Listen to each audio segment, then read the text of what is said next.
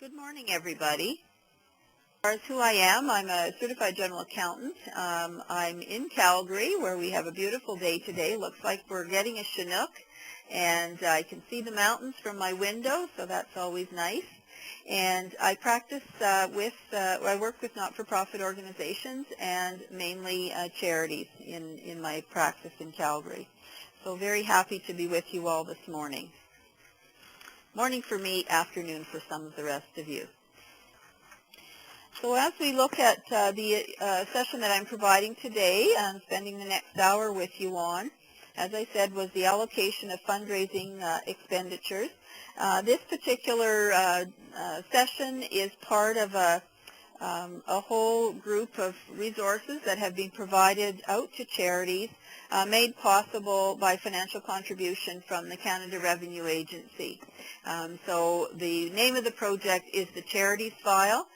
This particular part of the project is fundraising, learning by example, and although the funding has come from CRA, it is a joint project of the Centre for Voluntary Sector Research and Development and the community of Carleton University, and the Community Sector Council of Newfoundland and Labrador. So we've been delivering these sessions for a while. And it's the newest module in a set of training and learning resources that CRA has determined was necessary to be able to give education back to the sector and to make sure that they can comply with CRA guidelines in a variety of areas. So some of the other modules are noted there. And I was just going to take you for a moment to the website called the Charities File. And as you can see, we have a number of resources in there that you would be able to go and look at, mainly from previous sessions. So the website is thecharitiesfile.ca. So encourage you to have a look at that and see what other resources might be useful to you. So when we look at the session today, we're going to provide general information, not intended to be advice or specifically advice for individual organizations. I do encourage you to post questions when you feel that you have one, and I will answer them if they fit into the current information we're discussing at that point. If not, we'll certainly look at the end at all of the questions that might not have been dealt with throughout the session. So do feel comfortable asking questions. And just back to the providing general information, not advice, there are some very complex issues involved with some of the information we're going to be talking about. And if you do have questions on complex issues, I would suggest contacting CRA or obtaining professional advice from some of your professional advisors that you already use with your organization. Might be able to give you a hand. So as well, this session is not a how-to on fundraising, but a resource to make sure that your planned activities meet the guidelines as outlined in CRA guidance. And the guidance that we're talking about today that this information comes from is the CRA guidance on fundraising by registered charities. This was released on June 11th, 2009. So it's been with us for coming up on 2 years now. And I would certainly encourage you, if you haven't already done so, to go and look at the guidance. On the CRA website, it's also known as CPS-028.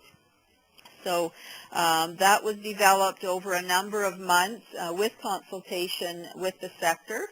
And so the rules really haven't changed. When we look at have the rules changed, they haven't. CRA is providing more guidance on its information guidance for registered charities for the current treatment of fundraising under the Income Tax Act and under common law. So when we look at what the guidance covers, it is distinguishing between what's a fundraising expense and another expenditure of the organization, allocating of expenditures for reporting on the T3010, which is a big piece of what we're looking at today, dealing with activities that have more than one purpose, and we'll talk a bit about that, understanding how CRA assesses acceptable fundraising practices. That's not really part of today's session, although I will mention a little bit of it as we go through. Identifying what activities may result in sanctions, penalties, or revocation. We're not going to look at that, but again, if you download the guidance, you'll be able to see what that is. And then general information related to receipting. We're not really covering that today either, but you will see information in the guidance. In addition to the guidance, there is something called additional information on guidance CPS 028. And once you go in and look at the original guidance, you'll be able to click on an area that takes you to this additional guidance, which includes a lot of examples and a much more robust discussion of some of the points that are in the guidance. So I very much encourage you to look for that as well. And I'll be using a lot of those examples in today's session. So when we look at this fundraising learning by example, today, as I said, we are focusing on allocating expenditures. As I've looked at the guidance over the last several months and was a part of providing comment back when they were doing the consultation with the sector, two words came to mind that you might want to think about as you look at your own fundraising activities and how you might incorporate the implementation of the guidance into your own organization. So when we look at the two words, my first word is planning. So we are doing planning of your activities in order to stay on side. And the allocation of expenditures piece plays a part in this as to what is considered to be a fundraising expense and what is considered to be another type of expense for an organization. Perhaps it's a charitable, charity activities related expense or administration or one of the other ones available. And to plan your activities as well in relation to the assessment of acceptable fundraising practices for your organizations as well. When we look at documentation, your documentation has to be able to support your activities and the information that you're providing, particularly on your T3010, but also in relation to the planning of your activities in fundraising and the results and evaluation. So lots of things to be documented, and you want to be able to do that so that you can respond promptly and accurately to anybody that asks. And in particular, obviously, this is a CRA session, so in particular, if CRA were to ask you follow-up questions on information you may have provided on your charity return in relation to fundraising as it fits for today. So when we look at CRA and compliance with guidance that they might put out, it's all related to the special privileges that organizations that are registered charities have. And in thinking of your own organization, thinking about why did your organization apply to be a charitable organization? Why did you apply for charitable status? So when we look at the reasons that charities apply for status, the privileges that are granted to an organization in this regard. The first one is exemption from paying income tax, and we don't typically think of that right away.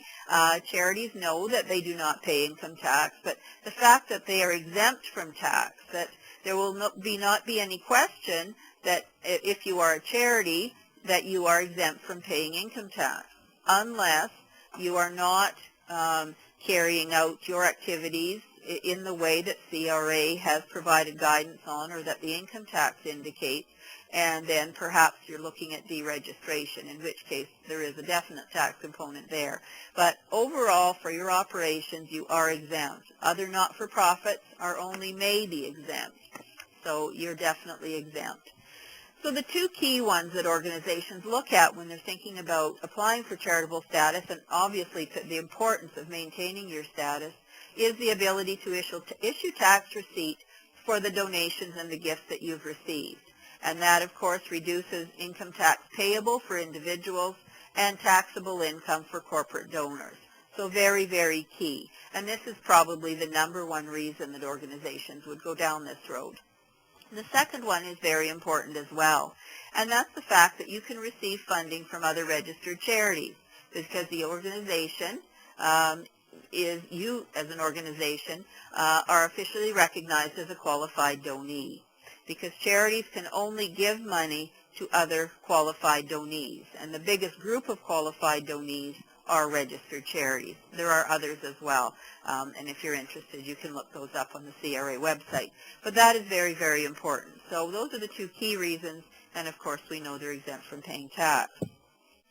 So when we look at privileges, of course we also know that responsibilities come along with that. So we, with these privileges, of course, CRA's perspective is that helps you operate, achieve your mission with financial resources that would not normally sustain regular businesses.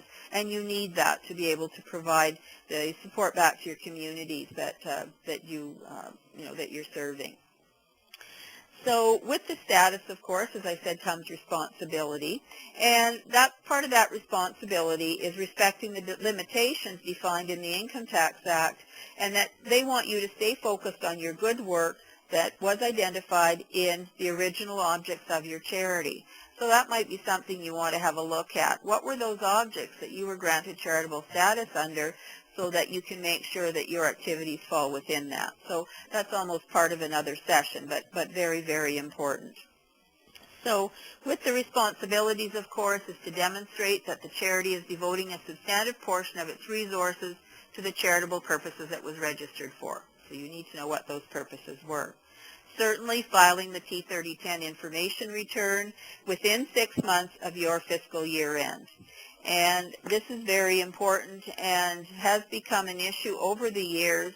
A few years ago, I believe it was about 2005, only 65% of charities in Canada, which number close to 85,000, were filing their returns on time. So this was a huge concern and actually led to some of the education programs such as this one is a part of as well. So make sure you have a process to make sure those returns are filed on time. And then, of course, there's other obligations under the Income Tax Act as well that you're required to carry out. So moving into specifically today's session, looking at the allocation of fundraising expenditures, and of course you are required to report your fundraising expenditures on the charity return, and this helps CRA evaluate whether you are spending the majority of your donations received on your charitable programs, and that there's not a disproportional amount going, in this case, to fundraising based on the revenue received from fundraising. And fundraising expenditures include all costs associated with any activity that includes or is part of the future planning for solicitations of support, including the sale of goods and services not related to its charitable programs. So if we look at this, and we look at all costs, and we also want to look at this, this little phrase here, because this is going to be mentioned by me several times in the next 45 minutes. If it is a solicitation of support, and you will know that as you start planning your activities, then very likely it's going to fit into the fundraising expenditures category. So we need to be conscious of that as we plan our activities. And this includes activities where no donation receipt is issued as well. So this isn't just in relation to donation receipts issued, it's other types of fundraising expenses as well. So for example, a charity enters into an agreement with a large retailer where customers who donate $1 at the checkout will receive a card which is posted in the store with their name on it. Any costs related to this activity would be classified as fundraising expenses. So even though it's the retailer that's actually carrying out the activity, no receipt is being issued, but you may have some expenses. Maybe you're part of designing the cards or the notices that go up into the retail outlet for your, or identifying your organization. So those become fundraising expenses. In those instances that include an activity where a donation receipt for income tax purposes is issued for any part of the transaction, that activity becomes classified as fundraising. And so then we, of course, it's fundraising, so we have to add those in of fundraising expenses. Now these rules apply unless it can be shown that the activity would have been carried out whether or not a solicitation of support was included. So back there we've got that phrasing again on solicitation of support. And so how do we measure this? How do we know whether the activity would have been carried out whether or not? Well, part of that is part of your planning. So you plan that, we would have done this anyway. We're just happening to add in a little bit to ask for some support for our organization. But there are some tests that CRA has come up with to help demonstrate the fact that you would have done this or not anyway. So we've got two tests, and you must satisfy either the substantially all test or the four-part test. Now the four-part test is only used if the charity, in the event that the requirements of the substantially all test are not met. And the purpose is to identify which expenditures are related to fundraising and which are related to, for example, administration or some other activity of the organization. Now on the four-part test, so we haven't satisfied the substantially all. On the four-part test, in the event a charity answers yes to any of the questions, a portion of the activity expenditures may be allocated elsewhere if the activity is furthering one of the charity's purposes. And this is the main crux of today's session, so we'll move into some specific examples on that. So if you can't satisfy either of the tests, the full amount of the expense is classified as a fundraising expense. So looking first at the substantially all test, to satisfy this test, the requirement of this test, you have to demonstrate that 90% or more of the content and resources devoted to the activity is advancing an object other than fundraising. So you have to think about this, very objectively, of course, when you think of the solicitation of support idea. And it's the charity's responsibility to demonstrate that the activity has passed the test. If the test is applied, be sure to document the reasoning behind the decision. So what you need to do is evaluate the proportion of fundraising content to the rest of the activity and document how did you do that? How did you come up with that proportion? And you also have to consider the prominence of the fundraising content. You have to think about, it might be a little bit of fundraising content, but what prominence does it have? So then we have a couple of examples to look for to demonstrate this. So in looking at our substantially all test, we have a situation where a charity's website has 10 separate web pages. The home page is devoted exclusively to providing information to donors on how to donate through an online form. The remaining pages provide information on programs and services, hours of operation, and other information. The substantially all test would not be met.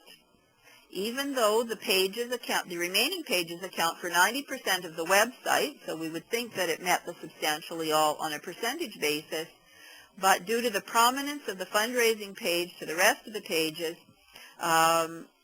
the substantially all test will not be met, and it's because of that prominence. If the fundraising page was not the home page, the substantially all test would probably be met. So again, what was the purpose of that website? And because we keep solicitation of support in our minds, the first page that pops up, of course, we think that we get the idea that really this is a solicitation of support. So we have another example. So the next example, a charity creates a three-fold bilingual pamphlet outlining the services it provides and its hours of operation. In the bottom corner of the last panel, the pamphlet indicates the contact information to make a donation. This does meet the substantially all test, and the expenses related to the production of the pamphlet would not be allocated to fundraising. So again, we can see what the prominence was in the first example. This one, it's not prominent, and it takes up a small portion of the overall pamphlet. So the purpose of a pamphlet is to provide information, and it has a little bit of solicitation of support, but again, substantially all of it is for the information about the organization and its programs.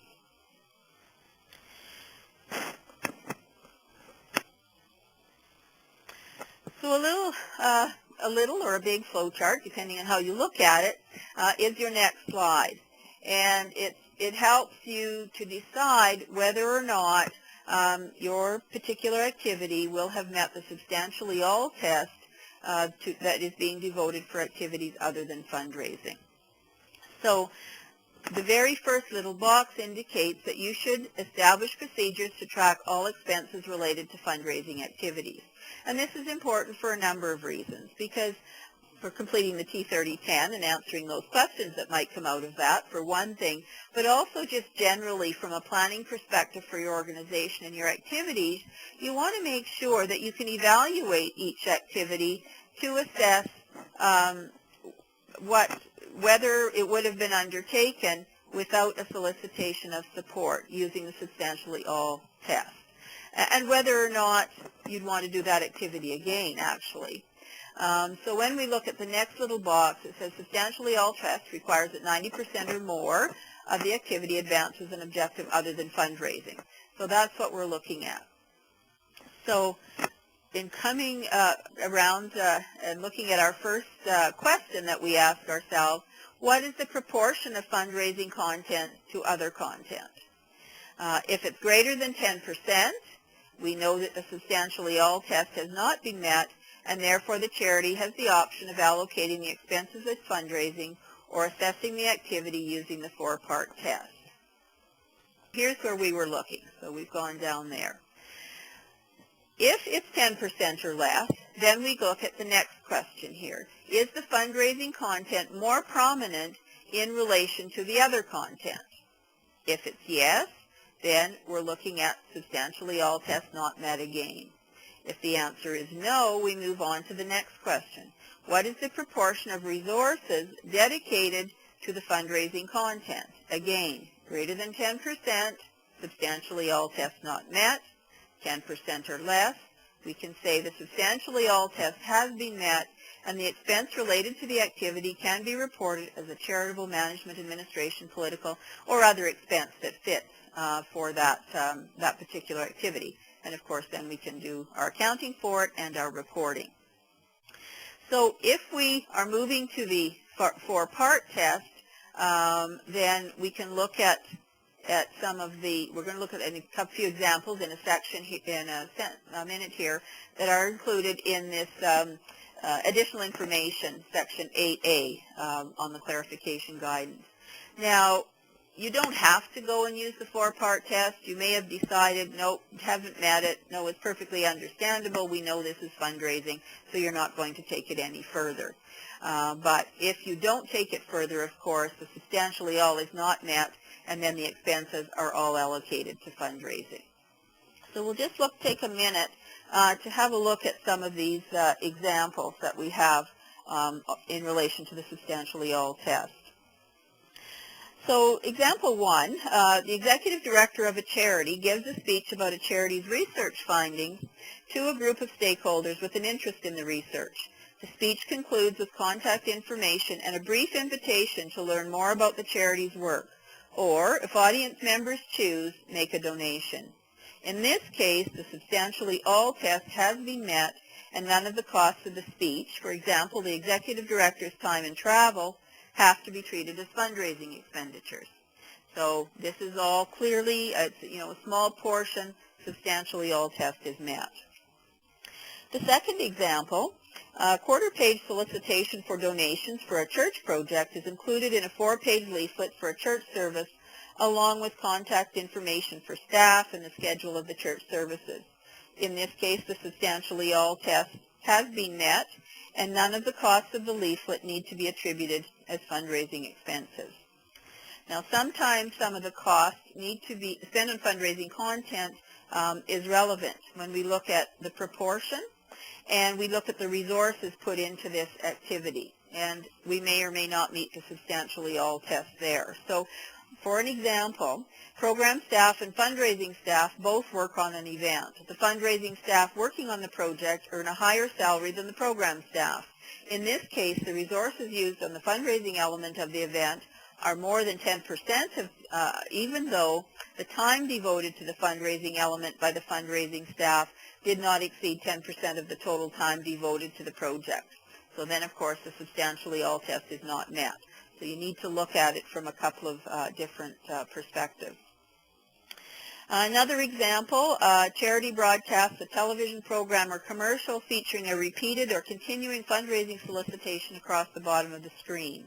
Based only on the time it appears and the space it uses, the solicitation may make up 10% or less of the content. But because of the prominence, because you're seeing it constantly rotate across the bottom of the screen, it is considered to represent more than 10% of the activity, and then the substantially all test is not met. So hopefully this little flow chart will help you in your decision making. And for a bigger chart, if you go to the Charities File website, it is in there as one of the resources that you can use as well. So you'll get a nice big picture of it rather than the little one that I'm sure is on your overhead slide.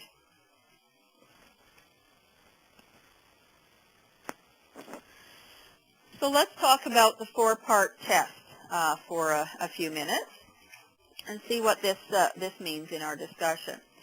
So to comply with the requirements of the four-part test, you have to be able to say no to all of the following questions that we'll look at in more detail. So the first one is, was the main objective of the activity fundraising? So thinking back again to that solicitation of support idea. Did the activity include ongoing or repeated requests, emotive requests, gift incentives, donor premiums, or other fundraising merchandise? Was the audience for the activity selected because of their ability to give, and was commission-based remuneration or compensation derived from the number or the amount of donations? So let's move on and have a closer look at these four questions. So was the main objective fundraising? And under it, we've got two sub-questions. So we look at, do the resources devoted to fundraising component of the activity indicate that the main objective is fundraising? So the last example I used under the substantive test was a little bit of thinking around this as well. What is the relationship between fundraising staff, program staff working on an activity, and what does it really mean when we consider resources that might lead it to think that it is fundraising? And then the nature of the activity as well will help us answer that question. So when we look at the nature of the activity to decide whether it's fundraising or not, there are some examples. So a free public service announcements are generally not considered to have fundraising as the main objective. A paid advertisement is usually considered to have fundraising as its main objective. But if that ad focuses primarily on aspects of the charity's work other than fundraising, such as promoting the charity's programs and services, it will not be considered to have fundraising as its main objective. So when you're looking at this question, you can consider that. CRA considers telemarketing as defined and used for CRTC purposes as predominantly fundraising. And then there's certain things that are always considered to be fundraising. Activities with content related to charitable gaming, activities with content related to products or services being sold as a fundraiser or on behalf of the charity. So that's always considered to be fundraising. So in looking at the examples that we might have on the notes, advancing the program services or facilities offered by the charity. A leaflet promotes participation in a community health center program and is distributed door-to-door in the center's catchment area. Costs for the resources devoted to promoting the center's program are considered charitable expenditures since they further the group's charitable purposes. So again, thinking about as you develop your programs, your fundraising and your other programs, again, solicitation of support. What was the objective? So that you'll be able to help answer this question. So the next one, raising awareness of an issue. An example of that, a charity purchases a newspaper advertisement to make the public aware of the findings of a research report on a public policy issue. In the text of the ad, a fifth of the ad space includes a message saying that further research is planned and giving contact information for those who would like to contribute. So we can see that we would consider the main objective of the activity is to increase public awareness, not to fundraise. The next one, providing useful information. Well, the previous example might have dealt with that, but we also might have the health center trying to promote a change in behavior by providing information on the importance of exercise and the value of a healthy diet. So, I mean, that clearly is not fundraising because it's information back to the community. The fourth one is being transparent and accountable for its practices by providing information about its structure, operations, or performance to the public or its stakeholders. So we want to be transparent, of course, and branding or promoting the charity through cause-related marketing is considered fundraising. Then there's other branding types of things as well. So again, it's being honest as you do your activities, thinking about what is the main purpose. So that is the number one, part one of the four-part test. Part two is, did the activity include ongoing or repeated requests, emotive requests, gift incentives, donor premiums, or other fundraising merchandise? So again, we've got some sub-questions here. Are donations ongoing or repeated? So frequently repeated or ongoing solicitations of support within an activity are a characteristic of fundraising. And we looked at some examples of that already with the, the television screen with the please donate here going across the screen on a regular basis. The next one is, are the requests emotive? So does it appeal, the activity appeal to emotion? And we've got messages giving prominence to the circumstances or hardships of the beneficiaries of your organization. That would be considered fundraising. So telethons are usually considered fundraising because of the reliance on those emotive appeals. So if you use emotive appeals, then it's a fundraising activity, and all of the related expenses would be considered fundraising expenses. And then we look at, are we providing gift incentive premiums or other things back to our donors? What is the reason we would do that? And it's not just to say thank you. We certainly want to say thank you, but it usually is considered a solicitation for support because we want to have them give us more donations, more support. So again, solicitation of support is to be considered here. Was the audience for the activity selected because of their ability to give? So how did you pick who you were going to solicit from or be in contact with, I guess? So we have a couple of examples on the screen. Health charity purchases a donor list from another health charity and approaches the people on the list to make an appeal for members, volunteers, and financial support. The list was acquired because of the donation history of the contacts on the list and the likelihood of their having an affinity with a second health charity. So we bought the list for a specific purpose. We know that they support health-related initiatives and community activities, so the appeal is considered fundraising, and then of course the expenses related to that are fundraising expenses. The second example, a charity canvasses only a specific part of a city because the residents in that neighborhood are at least perceived to be wealthier than those in other areas of the city, even though its programming is offered on a citywide basis. The targeting of the audience classifies the activity as fundraising because the program is offered over the whole city, and here we're just looking at a particular segment because we think they would support their ability to pay would support our organization more. Part 4 was commission-based remuneration or compensation derived from the number or the amount of the donations. I'm just going to look.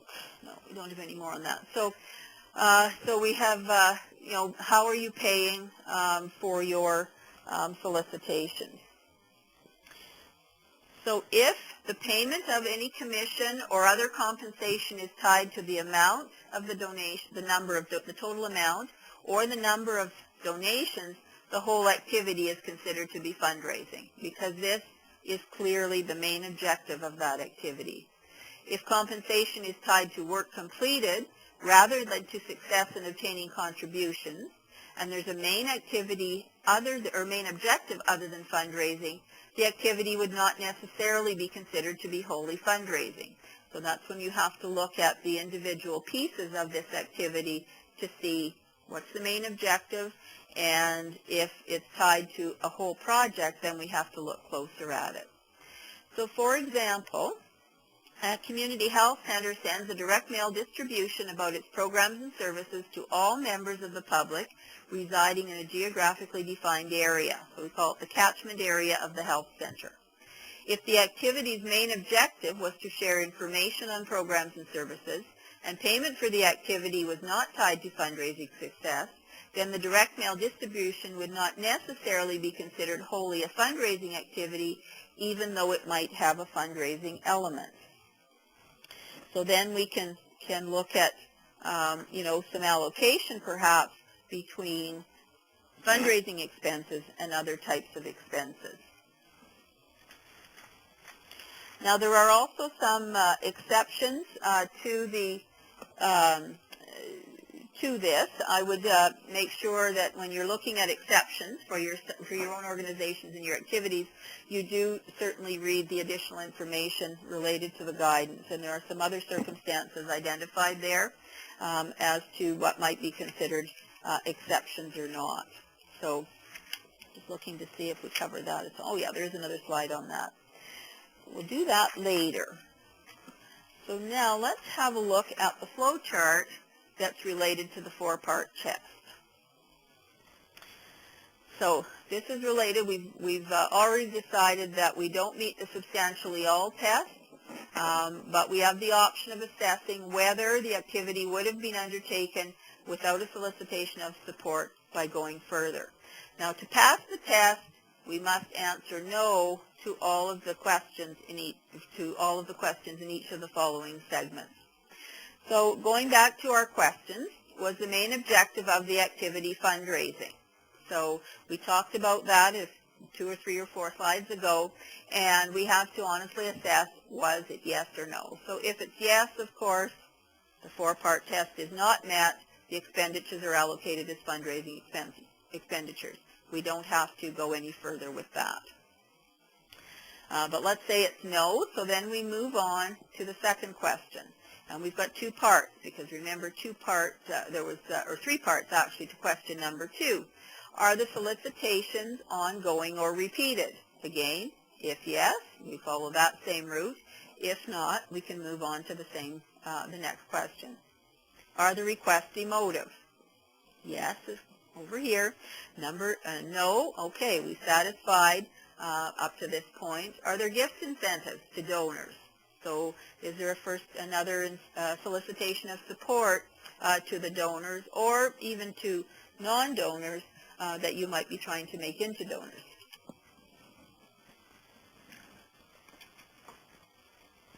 So again, always coming back to if it's yes, we're coming back to here. The third question was the audience elected because of their ability to give. Again, the yes and no pieces lead us on to the final one around commission-based compensation being derived from the number or the amount of the donation. And if we're still at no, then the 4-part test has been met, and we can allocate our expenses to some of the other types of expenses we would have in the organization. So we've got charitable, management, administration, maybe political, or there might be other categories as well. And then that's how you report on your T3010. So that is another nice flow chart. And then this is kind of complicated, and I did have more examples, but I may have already given them to you. Let me just see. May have already done that. I guess I have one more left that I didn't provide to you in relation to this 4-part test. So we have a charity for disabled adults that sells tickets for a performance in which its beneficiaries participate for therapeutic reasons. The charity produces materials to promote the event to the public. including but not limited to its beneficiaries. The production costs associated with the event may be treated as charitable program expenditures, assuming other aspects of the four-part test are satisfied. Costs associated with promoting the event to the public would be considered as fundraising, but if the tickets are free, none of the costs would be considered fundraising, and that's fairly obvious. If you're not charging a fee, it's not fundraising. So that was under the advancing program services or facilities. So it's providing performances, public is coming, but it's the beneficiaries are participating as part of their program. And there's lots of charities that do provide, that use their beneficiaries of their programs, their charitable programs. I know in Calgary, catering company set up a catering business, and again, excuse me, it was disabled adults that were benefiting from that. So again, being honest with yourself as you're planning on the solicitation of support idea. So this was the exception. I was talking about there being an exception. So if we look at the charity and you've answered yes to one of the questions on that four-part test, which of course it means, okay, we answered yes, now it's all charitable or fundraising activities because we didn't meet the four-part test. But sometimes a portion of the activities may be, or expenditures may be allocated elsewhere if the activity furthers one of the charity's purposes. So really the activity has multiple purposes. And that's the one that it's related to the one that I just read you. So, for example, a charity organizes an event or activity featuring its beneficiaries for treatment purposes or to foster their skills or well-being, such as a concert performance by autistic children or an endurance race to build the stamina of cancer survivors. And again, as it says here, review Section 8. It's in Section 8 in both the guidance and the additional information sections, and make sure that it does fit for you before you say, oh, well, this is an exception, and now we can allocate the expenses to areas other than fundraising. So you want to make sure, again, being transparent with what you're doing. So that is the end of the information. At this point, before I just finish off the last few slides, do we have any questions? So I'll let you think about that for a couple of minutes, and I'll just finish off telling you about some other resources that are available as part of the charities file that we gave you a brief glimpse of at the beginning of the session. So within that, within this slide, we've got something called Annotated Guidance on Fundraising.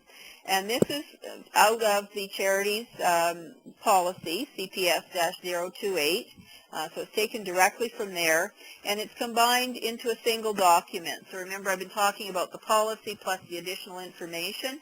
This annotated guidance has combined it all into a single document that is portable, searchable, and accessible. And there's visual outlines to highlight information in each section, and there's some links to access other information as well. And then an alternative version of the document has also been produced as a standalone document to be viewed offline with no annotations, but does have revenue references embedded into the document. The next item in the other resources in the charity file is a plain language glossary of fundraising-related terms. Now, everything in this presentation has been blessed by CRA, and sometimes CRA has a different twist on a particular terminology than the sector might apply to it. So this area will give you an idea of this is what CRA is thinking of on a particular item that you will find in this glossary. So again, something to look at. Fundraising activity evaluation model. So there is something in the charities file, and it's a way that you can evaluate your fundraising activities. CRA is going to be evaluating you. What they're going to look at from a quantitative perspective from the T3010 is the line amount where you've put receipted donations in the current year, and then fundraising revenue in the current year. So those two together are considered to be your revenue from fundraising sources or fundraising activities. And then they'll be looking at your fundraising expenditures line, and they're going to evaluate you based on the proportion of the expenses are related to the growth. So, of course, the higher the net back to the charity, the better. And so depending on what your ratio comes out to be is when CRA might be coming back to ask you questions. So, for example, anything, if there's 65% of the gross revenue from fundraising from those two line items on the T3010 coming back to the organization, 35% or less has been spent on the actual costs of the fundraising, then that's a happy place to be. So that's generally acceptable. Then between about 35% and 70% is when they may come back and ask you for more information about particular fundraising activities and particular activities related to the expense side. Now, CRA does recognize that there are circumstances where your activities might take up a bigger portion. Your expenses might be a bigger portion of the growth. And remember also, this is going to be on an annual basis, so not activity by activity, but overall, because that's what you're reporting on your T3010. So some of the, circumstances that might lead to higher fundraising costs might be the first year for particular fundraising activities for your organization. Maybe you're just moving into that area. So, of course, you have to build your donor bases. You have to build your events into recognition in the community so more people will come. So they recognize that. They also recognize that some causes are not as how would we say, user-friendly to the public as others. So organizations are supporting a variety of people in the community or a variety of causes, and some of them just appeal better to donors than others. So they do recognize that. So, but this evaluation model will help you as a tool to make sure that you are complying with the guidelines. Then we have some scenarios with quizzes and exercises talking about best practices, prohibited and questionable fundraising conduct, applying the substantially all test, some joint fundraising campaigns. Some organizations will get together and do a campaign together, so information on how to handle that, eligible amount of the gift for receipting purposes, approaches from private fundraising companies and how you handle that, and information on gifts in kind. So within that, there's real-world examples to help you better understand the concepts and guidelines, and some concepts related to receipting as well. So again, a number of tools within that area. So I do have some comments. So I'm going to, we'll just have a look here. So we've got a comment that says that it is a significant concern how subjective these guidelines are, since everyone administering, both as a charity and from the government side, will have their own perspective. And I have to agree with you. It is rather subjective, so just, excuse me, understanding, and when you look at the guidance and the additional information, you'll see it from the CRA perspective. So then you can look at it from your own perspective. But really thinking about, again, solicitation of support. What part of that is included in the activities that you're carrying out? So if you're asking for money, asking for community support, how big a piece of that is it? And there will be some gray areas, as there always are with legislation.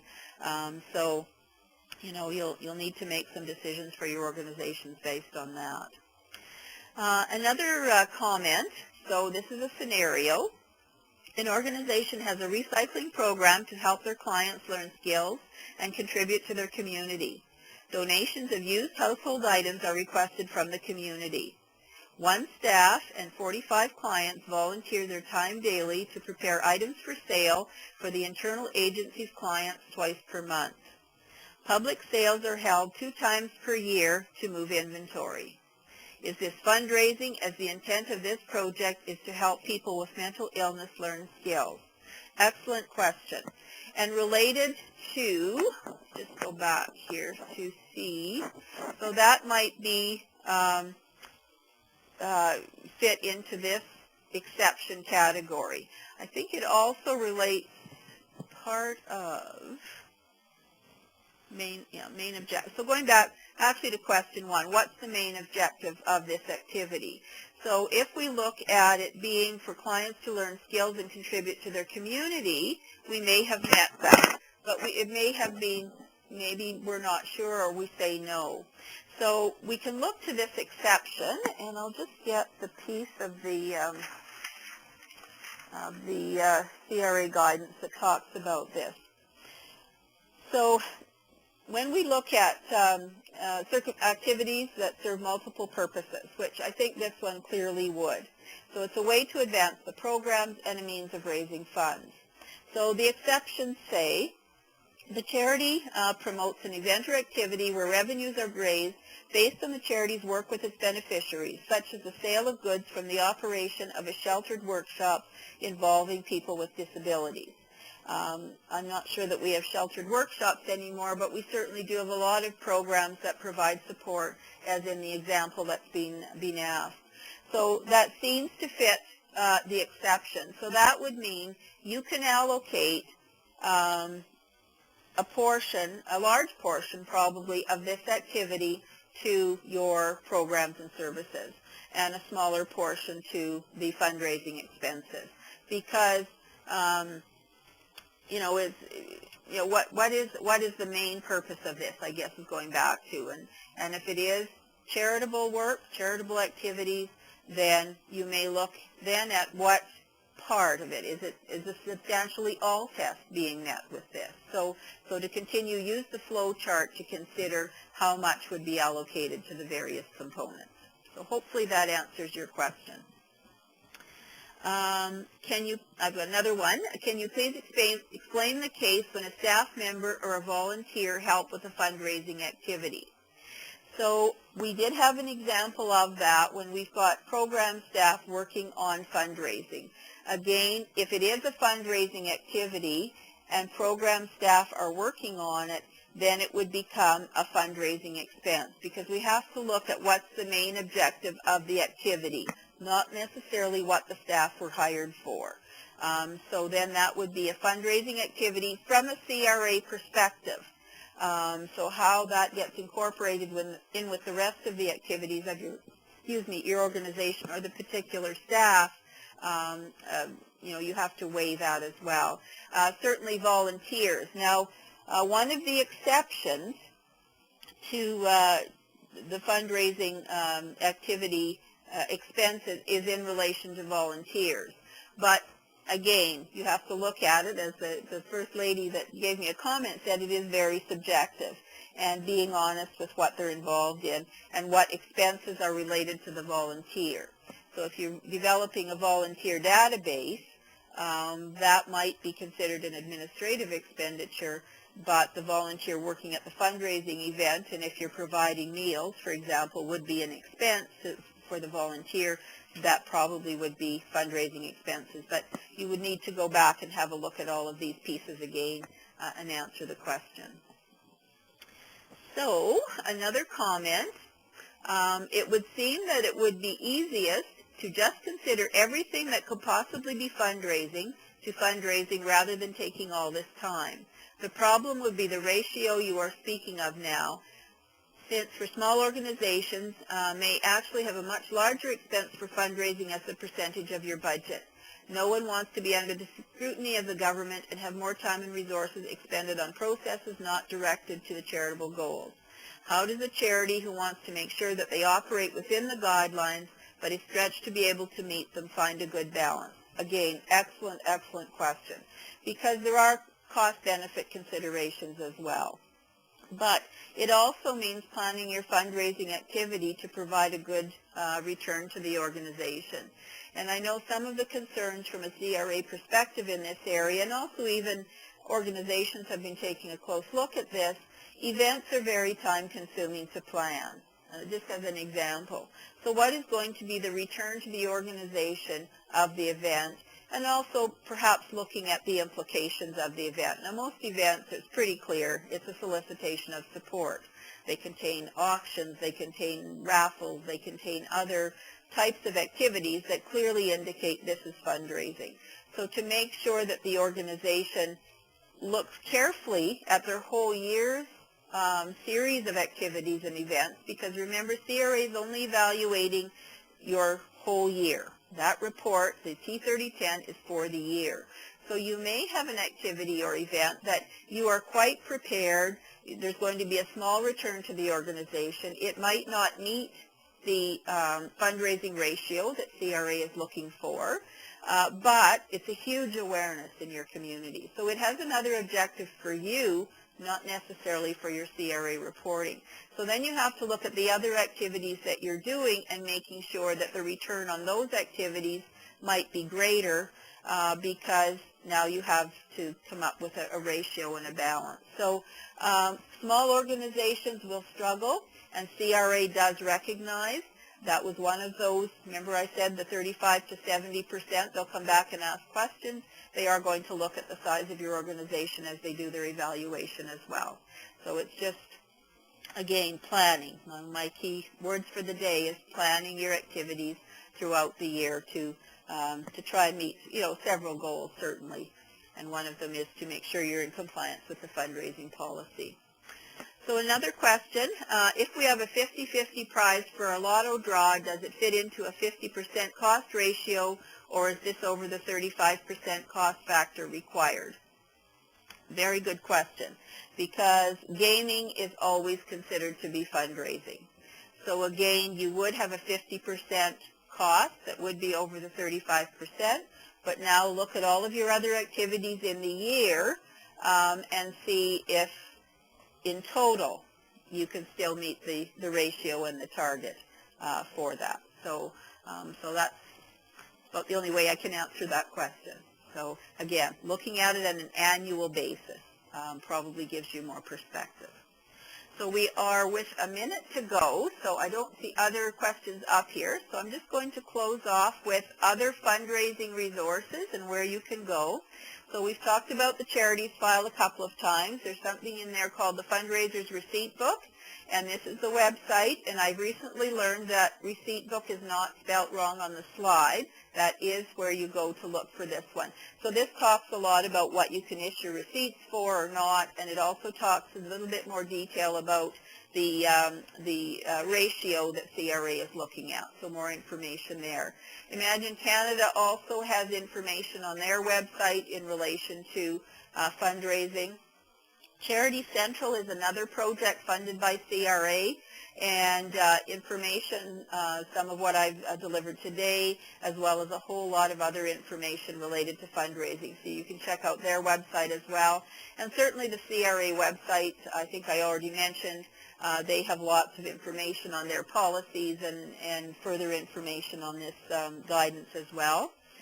And something I would make sure that you all know about is CRA's What's New email list. So you can sign up for that. The bottom of the screen is how you can sign up. But if you just go in cra.gc.ca as well and go into the charity section, it's fairly obvious how to sign up. And what you will get from that, about once a month, they send out, it used to be called the newsletter, but now they focus more on one or two topics at a time, and there's about 10 a year, as well as they let you know who's been deregistered recently or not, well, deregistered. And there were 2 organizations in the last email that came out, I think it was last week, that were deregistered for excessive funding going into fundraising expenses. Now, these were really, really extreme cases where the organizations appear to have been set up just to bring in money, but there wasn't a lot going out for charitable activities. So if you look at the What's New recently, you'll see that, and they always give the reasons why a charity is being deregistered, so that's interesting information to know. Also, they will send out, if they're developing a new guidance on something, they will send it out and get feedback, which is what they did with this particular piece of guidance. So you'd be able to have your input directly to CRA. So a good idea to be on this, and then on this email list, not onerous and very good information. Thank you very much for your time today, and have a great rest of the day.